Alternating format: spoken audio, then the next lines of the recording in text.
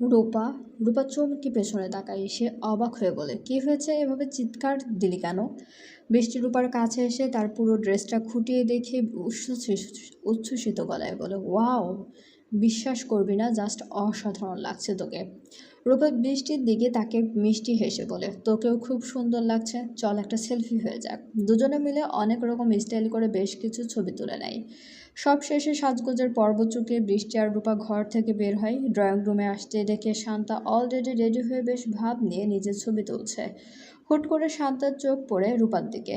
এক পলক রূপার ওই অনিন্দ সুন্দর রূপের দিকে তাকিয়েই সে কেমন যেন হিংসায় মুখটা মুচকে অন্যদিকে ঘুরিয়ে ফেলে।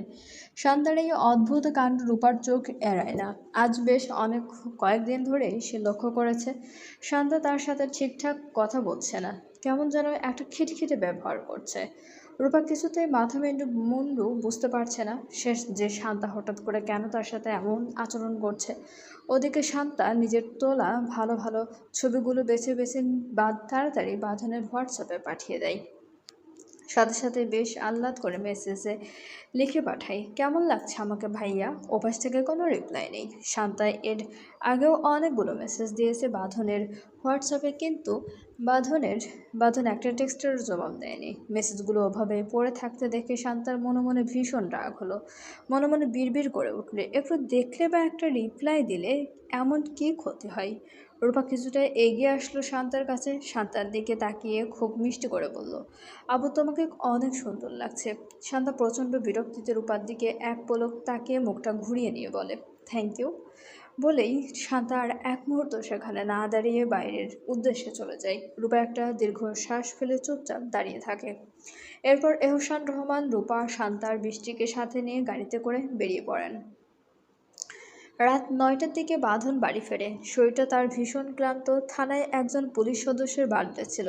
সেই বার্থডে চেঁচামেচি আর হট্টগোল মাথায় একদম ধরে গেছে তার। সে আর দেরি না করে তাড়াতাড়ি এসে 15 মিনিট শাওয়ার নিয়ে একটা নেভি ব্লু রঙের টি শার্ট আর সাদা ট্রাউজার পরে নেয়। তোয়ালে দিয়ে ভেজা চুল মুছতে মুছতে সে আয়নার সামনে এসে দাঁড়ায়। হঠাৎ করেই সে অনুভব করে পুরো বাড়িটা কেমন জানি অতিরিক্ত নীরব লাগছে। সে কী ভেবে জানি চুল মুছতে মুছতে ধীর পায়ে রূপার রুমের সামনে এসে দাঁড়ায়। হঠাৎ করে দরজায় নক করতেই লক না থাকায় দরজাটা একটুখানি খুলে যায়। সে ভেতরে তাকিয়ে দেখে পুরো রুম ফাঁকা। রুমের ভেতরে পা রেখে চারদিকে তাকাতে তাকাতে ডাকতে শুরু করে বাঁধন, রূপ, রূপ, রূপ। পরপর 3টা ডাক দেয়, কিন্তু কোনো সাড়া নাই। পেয়ে সাড়া না পেয়ে সে নিচে নেমে আসে। ড্রয়িং রুমে এসে দেখে সোফায় বসে শিল্পী রহমান মন দিয়ে টিভি দেখছেন। বাঁধন শিল্পী রহমানের দিকে তাকিয়ে জিজ্ঞেস করে, কাকিয়া, রূপ কোথায়? শিল্পী রহমান টিভির দিকে চোখ ফিরিয়ে বলেন, তোর বাবা আর কাকা মিলে রূপা, শান্তার বৃষ্টিকে নিয়ে ওদের এক অফিস ক্লায়েন্টের মেয়ের বার্থডে পার্টিতে গিয়েছে। তুই বস, কফি বানাবো তোর জন্য। বাঁধন কফির কথা কানে না তুলে গম্ভীর মুখে বলে, কখন গিয়েছে? শিল্পী রহমান বলেন, সন্ধ্যায় গিয়েছে, চলে আসবে হয়তো এখনই। ও। সংক্ষিপ্ত বাক্যটুকু উচ্চারণ করে বাঁধন হন হন করে নিজের রুমে চলে গেল। কোনো কিছুই ভালো লাগছে না তার। তার রূপ বার্থডে পার্টিতে গিয়েছে, কেমন সেজে গুজে গিয়েছে তাও সে জানে না। এমনকি তাকে একটাবার বলেও যায়নি। এত বড় সাহস হয়ে গেছে মেয়েটার। রাগে আর অস্থিরতায় সে নিজের ঘরের দেওয়ালে সজোরে একটা ঘুষি মেরে বিড়বিড় করে বলে, বাড়ি আয় খালি, তারপর দেখাচ্ছি। রাত 10টার দিকে আহসান রহমান তার মেয়েদের নিয়ে বাড়ি ফেরেন। জার্নি আর পার্টির ধকল শেষে সবাই তখন খুব ক্লান্ত। বাড়ি ফিরে বৃষ্টি সোজা এসে ওয়াশরুমে ঢুকে যায়। ওদিকে রূপার মনটা কেমন যেন অস্থির লাগছিল, কোনো কিছুই ভালো লাগছিল না তার। তাই জামাকাপড় চেঞ্জ না করে সে আদরের খরগোশ ক্যান্ডিকে কোলে তুলে নিয়ে একাকী ছাদে চলে আসে। কিছুক্ষণ ছাদের হালকা ঠান্ডা বাতাসে গায়ে মেখে মনটা কিছুটা হালকা করার চেষ্টা করে সে তারপর ধীর পায়ে নিচে নামার উদ্দেশ্যে রওনা দেয়। সিঁড়ির কয়েক ধাপ নামতেই রূপার চোখ চলে যায় নিচের করিডোরের দিকে। বাঁধন ফোনে কথা বলতে বলতে সেই করিডোর দিয়ে এগিয়ে আসছে। রূপা কিছু বুঝে ওঠার আগেই বাঁধনের চোখ পড়ে সিঁড়িতে দাঁড়িয়ে থাকা রূপার ওপর। মুহূর্তেই দুজনের চোখাচোখি হয়ে যায়। রূপাকে এই রূপে দেখে বাঁধনের বুকের বাম পাশটা যেন 1 সেকেন্ডের জন্য ধক করে ওঠে। নিজের অজান্তে স্পন্দন দ্রুত হতে শুরু করে। ম্যাজেন্টা পিঙ্ক আর হালকা মিষ্টি রঙের চমৎকার সারা স্যুট, তার ওপর লম্বা কালো চুলগুলো বাতাসে কিছুটা এলোমেলো হয়ে ছড়িয়ে আছে রূপার গায়ে। তার সবচেয়ে বড় কথা, রূপার মাথায় জ্বলজ্বল করছে তার নিজের দেওয়া পাথরের ব্যান্ডটি। ফোনের ওপাশে অখিল অনবরত হ্যালো হ্যালো করে চিৎকার করে যাচ্ছে, কিন্তু সেই চেনা কণ্ঠের একটা কথাও এখন আর বাঁধনের কানে ঢুকছে না। সে তীব্র এক ঘোরের মধ্যে রূপা শুধু রূপার দিকেই তাকিয়ে আছে। ওদিকে হুট করে বাঁধনকে এভাবে সামনে দেখে রূপার সারা শরীরের লোম খাড়া হয়ে যায়। ভয়ে হাত পা একদম ঠান্ডা হয়ে আসে তার। মনের ভিতর একটাই তীব্র আতঙ্ক, আজ থানায় যে সেই কাদা মাখা মেয়েটার রূপে বাঁধন তাকে চিনে ফেলেনি তো। সেই স্পষ্ট খেয়াল করে বাঁধন এক দৃষ্টিতে তার দিকেই তাকিয়ে আছে, কিন্তু এভাবে তাকিয়ে থাকার কারণ কি? হঠাৎ করে রূপার মনে পড়ে যায় সে আজ বাঁধনের দেওয়া জিনিসগুলোই পড়ে আছে, মাথায় সেই ব্র্যান্ড আর হাতে 1 ডজন সাদা পাথরের চুড়ি। টের পাওয়ার সাথে সাথে সে চরম আতঙ্কে নিজের বাম হাতটা ঝটপট পিঠের পিছনে লুকিয়ে ফেলে, আর ডান হাত দিয়ে কাঁধের কাছে ক্যান্ডিকে আরও শক্ত করে চেপে ধরে কাঁপতে কাঁপতে সিঁড়ি দিয়ে নিচে নেমে আসে। করিডোরে পা রাখতেই সে একদম বাঁধনের মুখোমুখি হয়ে যায়। রূপা একদম সামনে আসতেই বাঁধনের ঘোর কাটে। সে ফোনের ওপাশে থাকা অখিলকে দ্রুত বলে, অখিল, আমি একটু পরে কল করছি। বলে সে ফোনটা কেটে পকেটে ঢুকিয়ে নেয়। তারপর 2 হাত প্যান্টের পকেটে গুজে বেশ গম্ভীর হয়ে দাঁড়িয়ে পড়ে। রূপা ভয়ে নিজের মাথাটা একদম নিচু করে ফেলে। বাঁধন তীক্ষ্ণ নজরে রূপার দিকে তাকিয়ে থমথমে গলায় বলে, আমি তোকে নিষেধ করেছিলাম না হিজাব ছাড়া বাইরে বের হতে? কথাটা শুনে বিদ্যুৎ চমকানোর মতো শিউরে উঠল রূপা। কী উত্তর দেবে সে?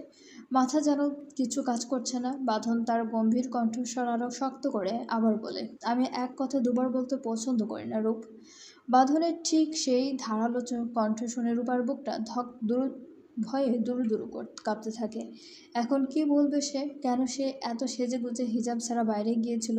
নিজের ভেতরে চরম ভয়টাকে চেপে কোনো রকমে কাঁপতে কাঁপতে রূপা বলে, আসলে আসলে ওই ওই ভাইয়া, আমি রূপার কথা শেষ হওয়ার আগে বাঁধন প্রচণ্ড রেগে একদম চেঁচিয়ে ওঠে, তোতলাচ্ছিস কেন? ভালো করে বলতে পারিস না? বাঁধনের এই হুঙ্কারে রূপা ভয়ে নিজের চোখ দুটো শক্ত করে বন্ধ করে ফেলে। আর কোনো উপায় না পেয়ে এবার এক নিঃশ্বাসে সত্যিটা বলেই দেয়, শাস্তি খুব ভালো লাগে তাই সেজে গিয়েছি। কথাটা রূপার মুখ থেকে বের হওয়ার মাত্রই মুহূর্তের মধ্যে বাঁধন তীব্র ক্ষোভে ঠাস করে একটা প্রচণ্ড চর বসিয়ে দেয় রূপার ফর্সা গালে। থাপ্পড়ের সেই বিকট শব্দে পুরো করিডোর যেন এক লোমহর্ষক আতঙ্কে কেঁপে ওঠে। রূপার কোল থেকে ক্যান্ডিটা ছিটকে মেঝেতে পড়ে যায়। গালে হাত দিয়ে রূপা অনেক কষ্টে নিজের চোখের জল আর কান্না আটকে মাথা নিচু করে দাঁড়িয়ে থাকে। জোরের চোটে তার ফর্সা গালটা মুহূর্তেই একদম লাল হয়ে ওঠে। বাঁধন রাগে কাঁপতে কাঁপতে তেজি গলায় বলে, সে যে কী দেখাতে চাস? বাইরে ছেলেদের নিজের রূপ দেখাতে চাস? তোর সাহস কী করে হয় আমার নিষেধের বড় হিজাব ছাড়া বাইরে যাওয়ার?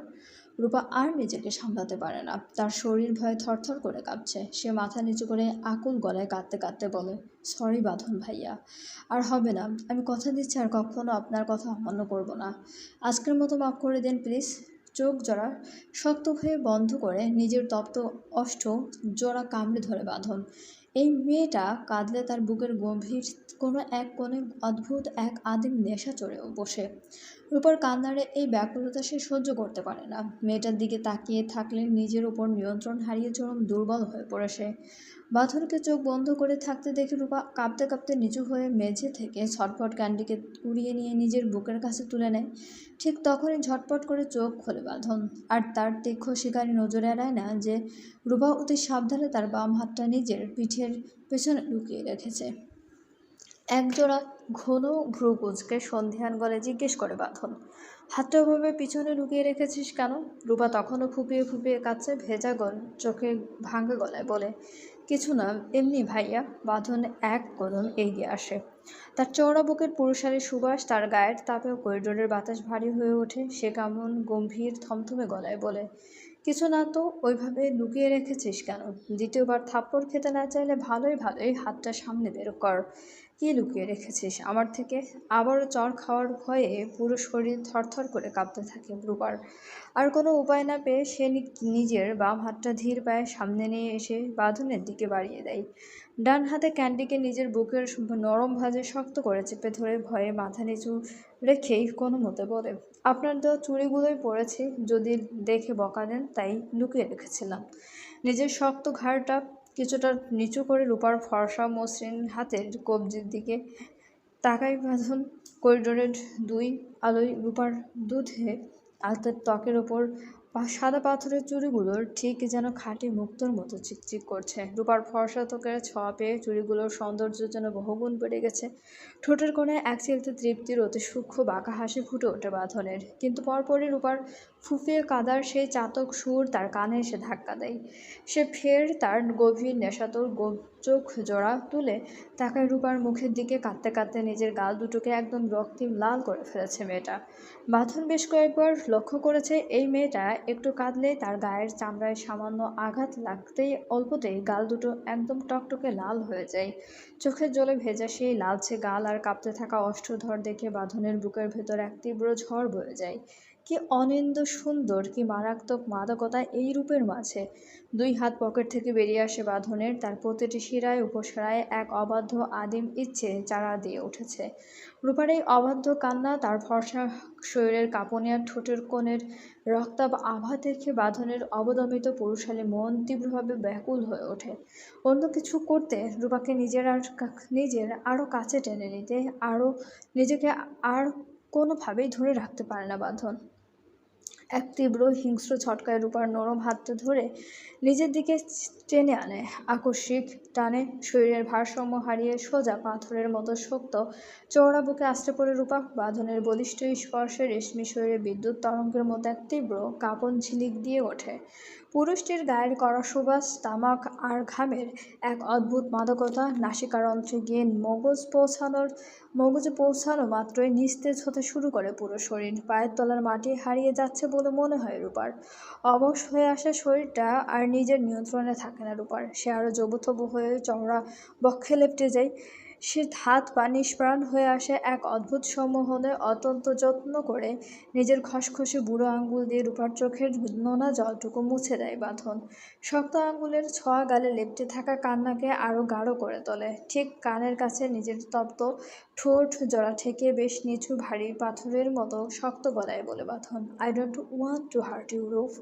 তোকে আঘাত করার কোনো ইচ্ছে আমার থাকে না, কিন্তু তুই প্রতিবার তোকে এই অবাধ্যতা দিয়ে আমাকে বাধ্য করিস, যার জন্য নিজের অজান্তেই তোকে এভাবে হার্ট করে ফেলি। তেজি পুরুষটির গুঁড়ো কথার অন্তর্নিহিত মানে কিছুই বুঝতে পারে না রূপা। ডর ভরা মায়াবী বাদামি চোখ জোড়া মেলে নিষ্পাপ তীব্র আতঙ্কে তাকিয়ে থাকে। নিজের শক্ত বাম হাত দিয়ে রূপার সরু মেধহীন কোমরটা খামচে ধরে আরও ওপরে তুলে নিজের পেশিবহুল শরীরের সাথে লেপ্টে নেয় বাঁধন। রূপার বুকের উপর ওঠানামা করা আর শরীরের প্রতিটি ভাঁজ চওড়া বক্ষপটের সাথে পিষে যাচ্ছে। নিজের হাড় মাংসের সাথে মেয়েটিকে যেন মিশিয়ে ফেলতে চায়।